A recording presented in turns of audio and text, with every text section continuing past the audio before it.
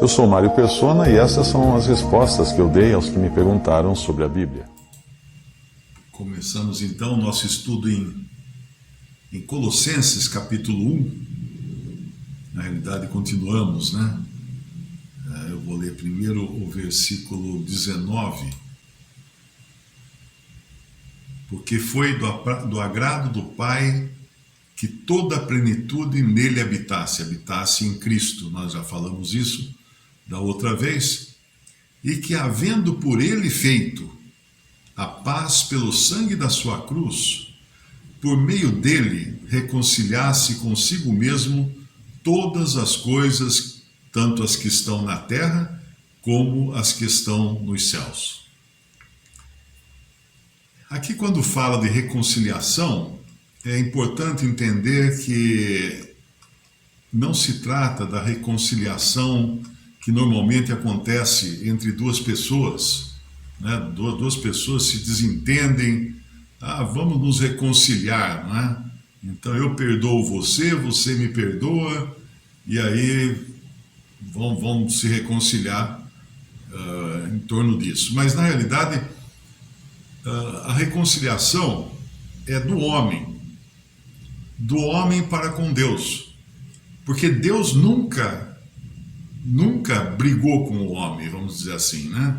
O amor de Deus continua inalterado, apesar do homem ter caído em pecado. O amor de Deus por ele é o mesmo de sempre. Não houve alteração. Deus não precisa se reconciliar com o homem. O homem é que precisa ser reconciliado com Deus. Mas Deus não precisa ser reconciliado com o homem. E aqui ele fala no versículo 20 de reconciliar todas as coisas. Todas as coisas. No versículo 21, ele fala de reconciliar as pessoas. A vós também, que noutro tempo eres estranhos e inimigos no entendimento pelas vossas obras más, agora, contudo, vos reconciliou. Então, são duas coisas diferentes. Primeiro, Deus reconciliar todas as coisas consigo. E segundo, Deus reconciliar as pessoas consigo. A reconciliação de todas as coisas ainda é futura. Ela não aconteceu ainda, ela só vai acontecer no fim de tudo, quando o Senhor terminar todos os seus juízos e essa terra for destruída e forem criados novos céus e nova terra. Aí sim, todas as coisas terão sido reconciliadas. Ou seja, é como se Deus passasse uma borracha em toda a sua criação e dissesse, ok, vamos colocar no estado como se nada tivesse acontecido. Vamos esquecer tudo o que aconteceu. Falando em termos, né? Porque nós sabemos que Deus não vai esquecer dos anjos que pecaram e nem das pessoas que não quiseram se reconciliar com Deus. Isso existe até uma passagem eu acho que é Filipenses, deixa eu ver se eu consigo encontrar aqui, é Filipenses 2, versículo 10, diz assim, para que ao nome de Jesus se dobre todo o joelho dos que estão nos céus e na terra e debaixo da terra. Esse versículo aqui, o Darby traduz assim, para que ao nome de Jesus todo joelho deverá dobrar dos seres celestiais, terrenos e infernais. Dos seres celestiais, terrenos e infernais. Ou seja, se aqueles que se convertem a Cristo são reconciliados com Deus, os que não se convertem a Cristo não são reconciliados com Deus. E os anjos que caíram também não serão reconciliados com Deus. Mas vai haver um dia que ao nome de Jesus todo joelho se dobrará, seja dos que estão no céu, dos que estão na terra e dos que estão no lago de fogo. Haverá um dia em que todo joelho se dobrará, até os perdidos, até os que rejeitaram o perdão de Deus, rejeitaram a salvação, também dobrarão os joelhos, até os anjos caídos, até os demônios dobrarão os joelhos, porque Deus fará com que dobre os joelhos. Mas isso não significa que eles serão reconciliados. Algumas seitas usam esse versículo de Filipenses 2:10, que no português diz: para que o nome de Jesus se dobre todo o joelho dos que estão nos céus e na terra e debaixo da terra, e toda língua confesse que Jesus Cristo é o Senhor, para a glória de Deus Pai. Algumas seitas usam esse versículo para dizer que no fim vai dar tudo certo, todo mundo vai ser salvo, os anjos caídos vão ser todos perdoados, Satanás vai se arrepender e ser restaurado. Então usam essa passagem, mas não, aqui está falando de todos os seres viventes que irão reconhecer que Cristo é Senhor, que é dele tudo vem dele e para ele. Então lá no nosso capítulo, a reconciliação, portanto, será de todas as coisas. Quando Deus passar uma borracha nessa criação e lançar novos céus e nova terra, e criar novos céus e nova terra, que são o estado eterno, né, que é chamado de estado eterno.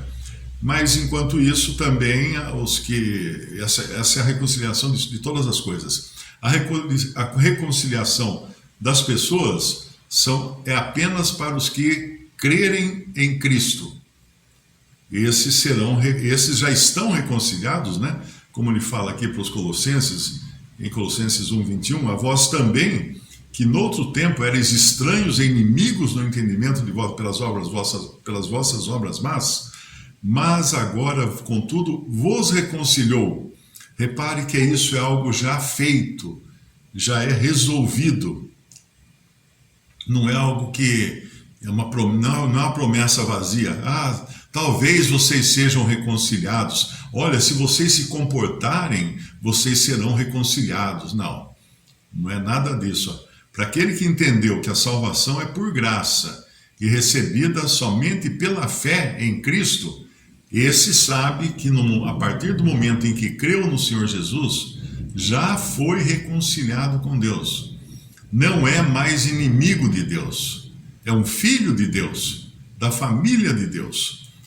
E antes eram estranhos, né, como fala no versículo 21, a vós também, que no outro tempo erais estranhos e inimigos no entendimento pelas vossas obras más, agora, contudo, vos reconciliou. Então isso é algo já feito. Mas para que isso acontecesse, no versículo 22 nos fala: no corpo da sua carne, pela morte, para perante ele vos apresentar santos e irrepreensíveis e inculpáveis. Agora veja, quem é que vai apresentar os crentes em Cristo santos, irrepreensíveis e inculpáveis? É Ele próprio.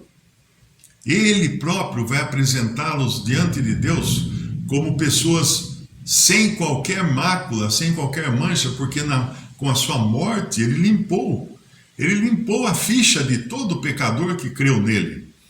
Então existem doutrinas que insistem que você precisa trabalhar a sua salvação, você precisa se arrepender todos os dias dos seus pecados, você precisa fazer boas obras para anular as suas más obras. A graça é total e o perdão de Deus é completo quando uma pessoa crê em Jesus como seu Salvador. Então, é graças à obra feita no corpo da sua carne, no versículo 22, pela morte. É pela morte de Cristo que ele pode nos apresentar como santos, irrepreensíveis e inculpáveis. Pela morte. Anotem bem isso daí. Não é por uma vida, uma conduta sem defeito, sem qualquer falta. É pela morte de Cristo. porque o crente em Cristo é já visto como tendo sido morto com Ele e agora está vivo com Ele. E Hebreus capítulo 2, ele fala também um pouco disso no versículo 14. E visto como os filhos participam da carne e do sangue, também ele participou das mesmas coisas, para que pela morte aniquilasse o que tinha o império da morte, isto é, o diabo, e livrasse todos os que, com medo da morte, estavam por toda a vida sujeitos à servidão. Porque, na verdade, ele não tomou anjos, mas tomou a descendência de Abraão, ou seja, o Senhor Jesus veio como um ser humano. Ele não veio como um anjo, ele veio como um ser humano, de carne e sangue. Porque era preciso que um ser humano morresse no lugar dos humanos. Mas teria que ser um ser humano perfeito, sem defeito, sem pecado, sem mancha qualquer. E ele era assim. Visto como os filhos participam da carne e do sangue, também ele participou das mesmas coisas, para que pela morte, não pela boa conduta do crente, pela morte, ou nem pelas boas obras do crente, pela morte, aniquilasse o que tinha o império da morte, isto é, o diabo, e livrasse todos que com medo da morte estavam por toda a vida sujeitos à servidão.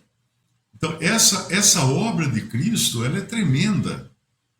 Eu, às vezes, vejo pessoas insistirem tanto que a salvação é por boa conduta, que é por boas obras, que você precisa se manter salvo, se santificar. Na realidade, tudo isso é muito bom, muito bonito, mas é o sangue de Cristo que nos purifica de todos os nossos pecados. Não é qualquer coisa nossa. É aquilo que Ele fez, é a obra dEle. Porque se fosse dependendo apenas de nós, de nossa boa conduta, de nosso bom andar, da nossa religiosidade ou qualquer coisa, para que Cristo teria vindo morrer? É como ele fala, Paulo fala isso na carta aos Gálatas, né? Se é pela guarda da lei, né? Cristo morreu em vão, Cristo morreu de balde, morreu em vão, se fosse por obras. Mas não é por obras, é pela fé somente em Cristo Jesus. Visite respondi.com.br. Também 3minutos.net. Baixe os e-books ou adquira os livros.